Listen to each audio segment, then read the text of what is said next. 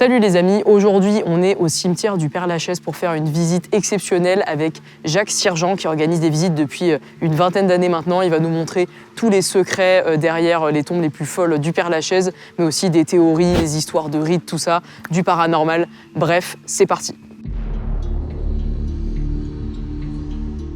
Voici une tombe sur laquelle a poussé un arbre, un des arbres les plus grands du Père-Lachaise. Historiquement, selon les légendes, les croyances, ça devait être quelqu'un de très gentil qui est enterré là, puisque son âme est dans l'arbre. Et d'après une légende millénaire universelle, chinoise, japonaise, grecque, romaine, celte, quand un arbre pousse sur une tombe, ça veut dire qu'il y a quelqu'un de très gentil dans la tombe, et l'arbre permet à l'âme du mort d'entrer dans l'arbre et de devenir immortel. Il y a un espace vide, mais ça m'étonnerait que la racine soit incurvée.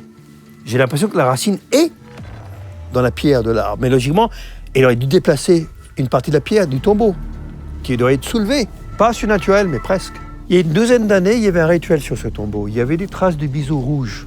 Alors pourquoi est-ce que les gens ont choisi ce tombeau pour y apposer des baisers? Pourquoi pas Gérard de Nerval, qui est en face, qui lui méritait des baisers, parce que lui, il est mort suicidé dans le malheur. Personne n'a jamais embrassé son tombeau à lui. Alors quand on embrasse un tombeau en laissant une trace de rouge à lèvres rouge, ce n'est pas par amour. Le rouge du baiser, c'est le sang qu'on est prêt à verser pour protéger quelqu'un qu'on aime. Si vous voulez apposer vos lèvres ici, il faudrait faire quoi? Se piquer sur... Voilà, et saigner. Oui. Métaphoriquement, il faut prendre un risque. Il n'y a aucun risque à embrasser ce tombeau-là. Et je pense que c'est uniquement pour ça. C'est un des rares tombeaux où, si on veut mimer le geste, il faut qu'on soit prêt à risquer sa vie. Et je trouve ça beau. Voilà. La main droite, depuis la plus haute antiquité, représente le serment, la loyauté, la vérité, l'engagement. Quand on tranche une main droite, c'est qu'on estime que quelqu'un vous a trahi un engagement, une personne, une croyance, un rituel. L'abeille, c'est le symbole de Napoléon. C'est un tombeau napoléonien.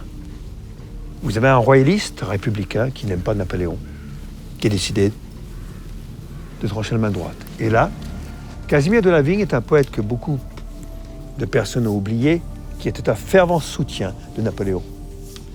Je parle du fait que c'est quelqu'un qui n'aime pas Napoléon, qui estime que ces deux personnes l'ont trahi.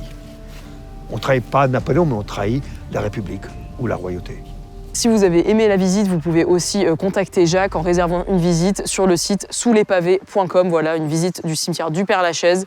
Merci à tous et puis à bientôt sur Nuggets.